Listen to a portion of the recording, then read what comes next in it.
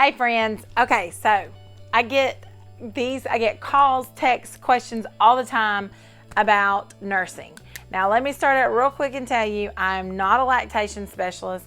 I'm not a I'm technically a nursing coach just by nature, but I'm not officially trained or anything like that. So what I've done is a lot of research, but the main thing that I've done is I've nursed 3 children. So I have nursed 3 babies that are extremely different, had different issues for 34 months. And I have helped, gosh, I don't know, 10 or 12 moms just in the past 2 years, personally with their breastfeeding journey and not just newness to motherhood, because some of them had babies before. But anyway, so that's where I come from. So I'm just talking to you as a been there, done that mom who has try and true kind of thing. I've done it. I've done all of these things. I had mastitis. I had a baby with a lip tie. I had colicky babies. I had 2 colicky babies. I had one with an extreme dairy allergy, extreme. Like it was really, really bad. So I'm going to talk to you just a little bit about a couple of things that I know that helps me. So one of the biggest things that I get all the time, and this is so natural, and if this is you right now, it's okay to feel this way, but I just want to give you some facts so that you can get kind of like let your mind rest. So the most important or the most common thing is that women are afraid that their babies aren't getting enough milk. I hear all the time, my body's not producing enough milk, and there are times where that is the case. So I'm not telling you that doesn't exist, but the majority of it is either a fixable problem, as in you can not take the sinus medicine and drink the coffee and your body starts producing more. There's a lot more to it than we think. Our bodies are just like, oh, my body just doesn't produce. Well, your body might be full of stimulants. You might be on the wrong birth control, all of those things. So here's the thing. Just like us, you know, our stomachs are only as big as our hand. Newborn baby's stomach is the size of a cherry, like not a maraschino cherry, but like a regular cherry. It's about this big. So if you're telling me that my baby's not getting enough, he's always hungry, he's insatiable, there may be some other things going on. Some babies just like to nurse for comfort. And believe me, I had one that would still be nursing, and he's 7. If I let him stay on, he would have stayed on. Just nurse. I felt like a human pacifier. And that was like, Lord, take the wheel kind of thing. And not to mention, I nursed him for 18 months. So there, you know, you have this thing where you're like, always just drink. But he may not be. He may have already gotten his belly full, but then he's just still wanting to latch and have that moment, especially if they're sick, they're not feeling well. You also have different spurts and different times. Like at 2 o'clock in the afternoon, you may find out that your baby's drinking a lot more. They're eating for 30, 45 minutes. And then, you know, at 10 o'clock in the morning, they might eat for 30 minutes or whatever. What typically upsets baby's stomach is dairy. Dairy is a huge trigger. And I tell every single mom who starts having a colicky, gassy baby, starts crying with tummy issues and stuff, stop the dairy.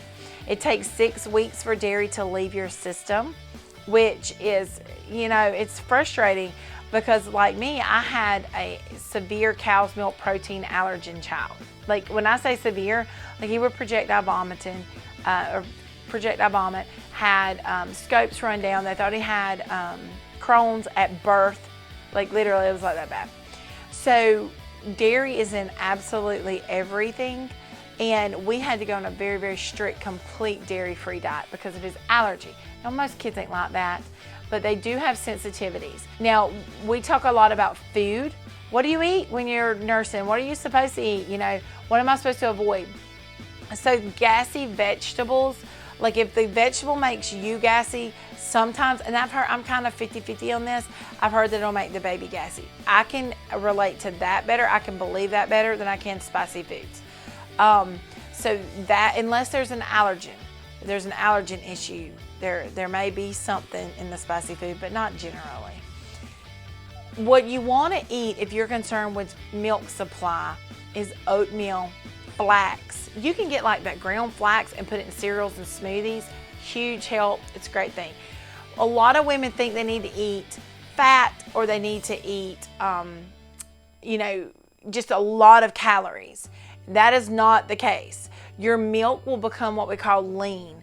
And so you need a lot of protein. Not only does your body need the protein to just overcome the stress of childbirth and the whole healing process that needs to happen, the fat in the milk is actually created from protein that you ingest. So what you really need to do is up the protein. Get grilled chicken, eat more chicken, eat more turkey, eat lean meats. That's a very good way of doing it. But also one of the things is, what do you drink?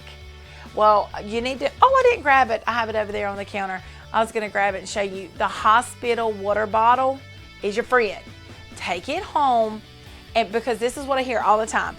I'll have a mom call, and they'll be like, I've been nursing for 2 months, and everything was going great, and then all of a sudden it's not going great, and I don't have enough milk, and she's hungry. Okay, the first thing I'm going to talk to you about is your water intake.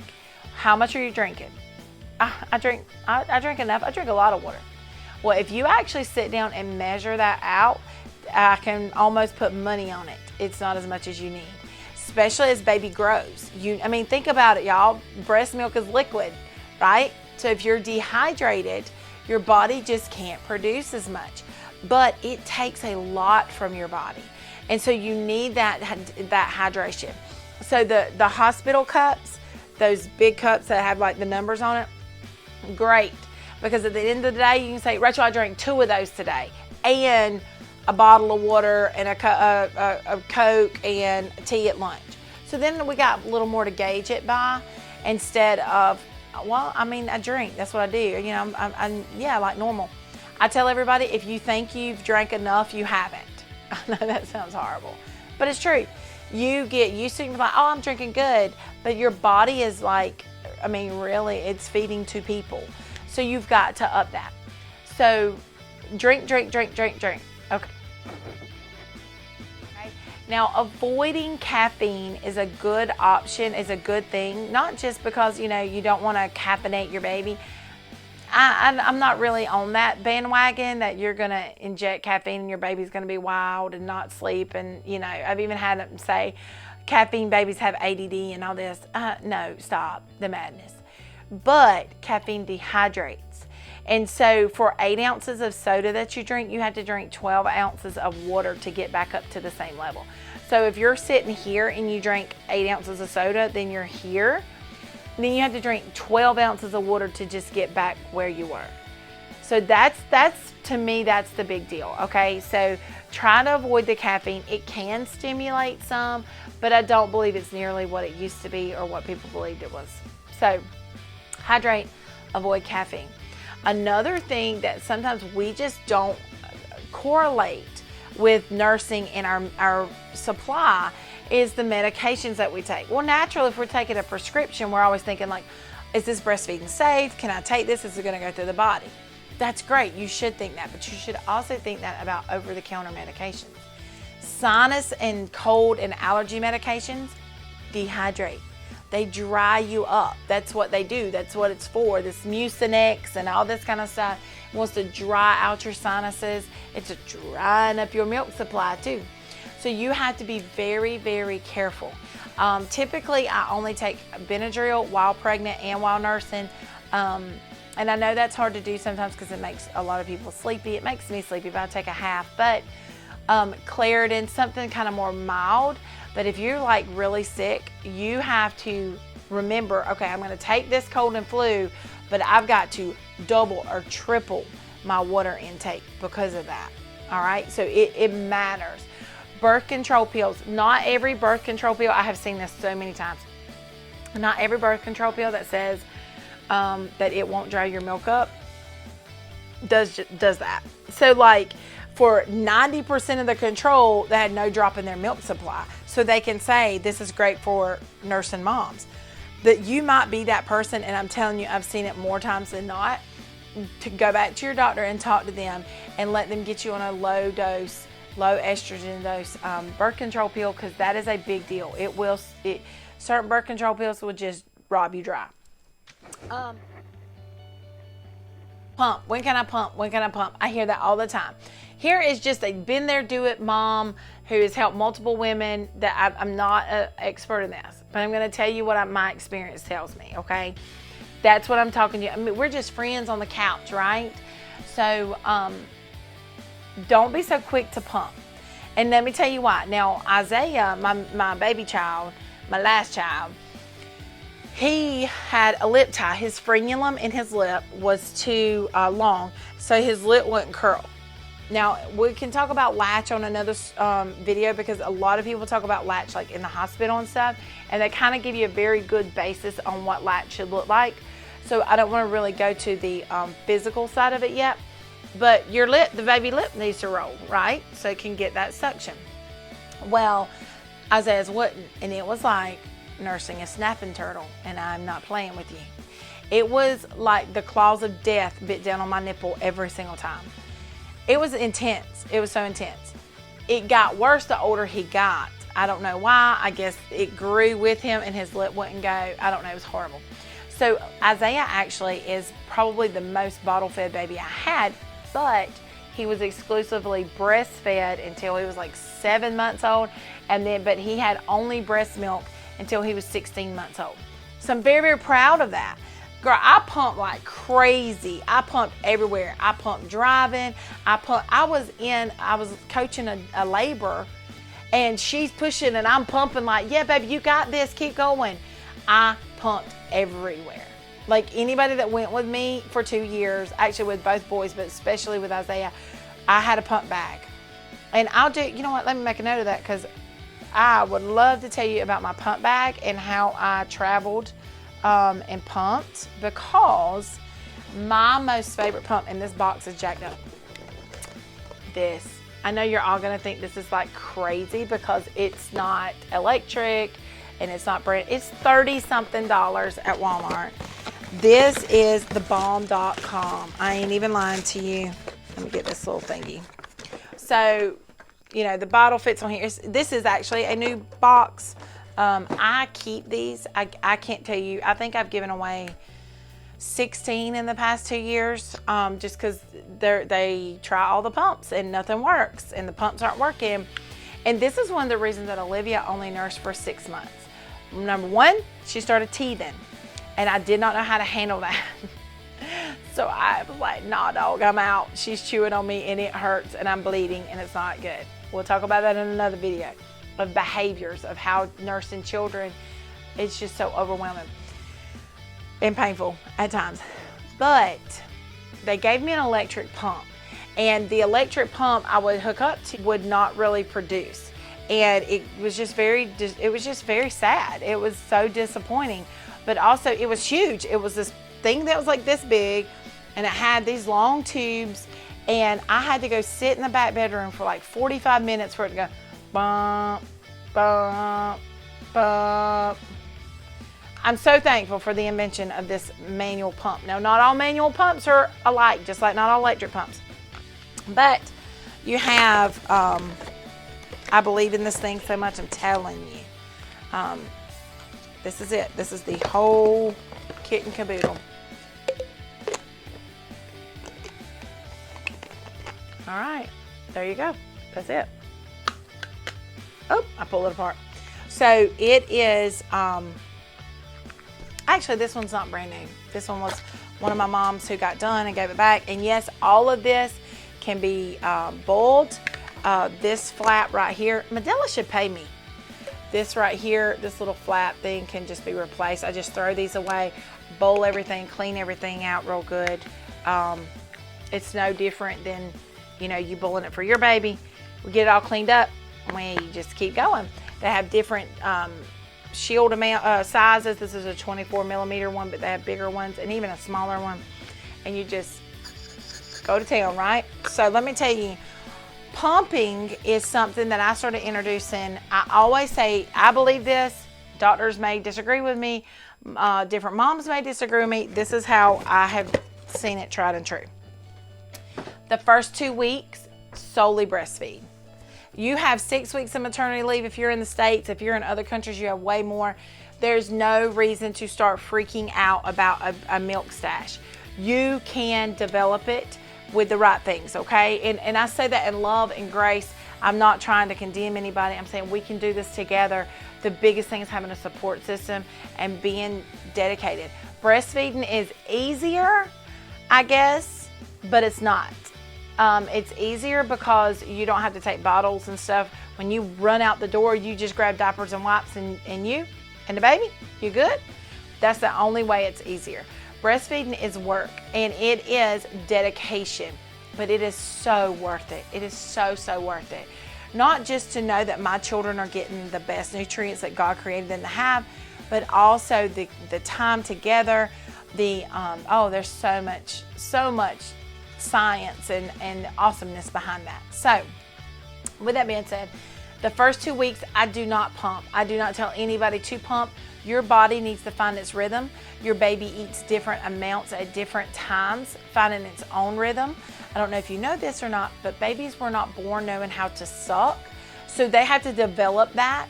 And as they develop their suck, it actually talks to your body. I also 1000% believe that during those first couple of weeks, your baby is the most vulnerable for sicknesses and things like that. And, you know, I don't know if you've read a lot of things, but your breast milk temperature changes. If your baby has a fever, your breast milk cools down because there's receptors in your nipple that actually talks back into that there's milk regurgitated back into your breast, and your body is learning your baby on this side of the world. And vice versa, your baby is learning your body. And so when people start talking about nipple confusion and things like that, a lot of times that happens when they're introduced very early on. And so you want to nurse exclusively breast to baby as much as possible for the first 2, 3, 4 weeks even. After 2 weeks, I can really start working with you on a supply. On building that supply, and we'll probably do a different video specifically about building supply. But just to let you know, kind of maybe the first tip to that is that while you're feeding baby, now doctors and nurses will tell you to feed 30 minutes on each side. I've never done that with any of my kids. One of them ate 45 minutes on both sides. One of them ate 30 minutes on one side only. And one of them was almost exclusively with a bottle once those first couple of weeks. Now the first 2 weeks, babies are crazy. They don't know what they want. They don't know when they want it. And you have to kind of nurse them along and help them find that schedule and be there and be available. Growth spurts change that. They nurse more. You have cluster feedings. We can talk about that another time because Lord, if Elijah did not cluster feed, I do not know who did. Oh, it was draining, but it was wonderful and it was so good. I don't regret 1 minute. I regret not nursing Olivia longer, but I was a very young, brand new mom, and I just didn't have those people saying, if it hurts, then we need to change that. It's not supposed to hurt. So if you're nursing right now and you're just starting out and you're having a lot of pain and difficulty, then I want to tell you, first of all, something's wrong, and let's fix that. A lot of times it has to do with your latch. Pain typically means there's a latch problem. So you want to reposition baby. It's okay to take it back out the baby's mouth. I keep hitting my microphone. Out the baby's mouth and latch. The best thing to do is make them get really mad or hold their little chin open, and so they got a big mouth and they can get as much boob in that big mouth as possible. That's basically the best way to do it. That's just not textbook. That's just been there, done that, mom. Okay. So, and then let them get that latch. You also want to take your nipple, if you can, and touch the roof of their mouth. Kind of, you can angle it a little bit, and it'll generate their latch. You got this. I know that some of you may be watching this going, oh my gosh, she still hasn't really helped me. I don't know what to do. The biggest thing is overcoming the obstacles in your mind of, I can't do this, I'm not producing enough. And if you have a husband or a spouse or a partner, somebody that's going, are you sure they're hungry? Are you sure they're not hungry? Are you sure you're feeding them enough? Are you sure? Are you sure? Are you sure? No, nobody's freaking sure about childbirth and child rearing. Nobody, ever. Even the doctors. It's science. That's why they call it, we're practicing medicine. Nobody is 100% sure. But when you trust your baby, when you trust your own body, and you start to develop that, just that connection, then you're like, Yes, they're fine. They're gassy or they're crying for another reason, but they're full. It's okay. Now, by the time I had Elijah, I don't know, one of the boys, I had a massive supply and was able to help other babies and that kind of stuff. But I started pumping pretty early on around that week 3 or 4. And so I started a stash then, and we're gonna do a whole video on pumping and building your stash. But right now, if you're in the first 2 to 3 weeks, you need to just connect with your baby. You need to learn their rhythm. You need to learn how they are. Let your body learn that. Some children eat 30 minutes. Some children eat 15. Some children eat an hour. I'm not playing. So if that's you, I'm very sorry. But there's so many things to breastfeeding, and it's not an ABC 1, 2, 3, check this off or whatever. Now, if you go to the doctor and they tell you your baby's underweight or hasn't made their birth weight yet, I want you to really do 2 things. I want you to take a deep breath and not feel like a failure, because you're not doing anything wrong. You are trying your best to feed your baby. But I want to tell you, don't take baby off early. Nurse until baby is full, okay? Most babies will go to sleep. Sometimes we even have problems with keeping them awake, so they'll continue to eat. But babies will eat. They will eat till they're full, and they will scream when they're hungry. I promise, unless there's a sickness or something wrong. If you have a completely normal baby, they're going to tell you they're hungry, okay? So feed when baby says it's hungry. Like I said, those first 2 weeks, they're trying to come up with it. Like when they're hungry, try to figure out, oh, if I feel this and I cry, then I get this, and it makes that go away, right? So you need to work with them that. I had a child who ate every 2 hours. I'm telling you, you could have set the clock. That is a God's honest truth. You could set the clock. I had one that wanted to go every 3 hours, and I had one that was all over the place. It was like 1.5 hours, 3 hours, 2 hours. That was not fun, but we kind of worked on that schedule a little bit older and got it under control. Kind of helped them out. But when they're little like that, they're just trying to learn. They are totally trying to learn, okay? So if you've got any questions specifically, put it down below. And if you have to supplement because your doctor says your baby's not to their birth weight, don't feel defeated. Give a little bit, do the breastfeeding supplement. Don't give regular formula. Do a breastfeeding supplement and keep nursing. As much as that baby is on your boob, it's going to tell your body to make more milk. So if baby feels completely up, and you know, baby's full, boob's empty, this boob is not empty. That sucks. Get the pump. Get the, people have different things. We'll go over that too in a video about all the little different tools, because what is the, a haiku, not a haiku, that's a poem. A haka, a something. Y'all know what I'm talking about. Put it down below. You know what I'm talking about. And you just put it on the other boob and it just catches all the leaking milk. My cousin did that. It was great. Actually, I have 2 cousins that have used them. It was great. So definitely worth that. I never used that, but I didn't really have a leaky boob. I just had a huge boob. And then I would pump it out and it was good. And we'll talk about pumping milk and all that kind of stuff, how we're going to put all that together. But I hope this gives you some encouragement. I have a new mom right now who's texting me as we speak, and she wants to know a few things about these very things. So I'm going to send her this video. But I hope you have a wonderful day and keep up the good work. You've already come this far. You've already started doing this. You know, don't quit now. Don't let what people tell you, the naysayers. And some people are just afraid, and they mean well, but they're just afraid. Don't let that get to you, okay? You got this. You're doing a great job. You love your child, and your child loves you. I promise. All right, guys, keep it up. Talk with you soon. Bye.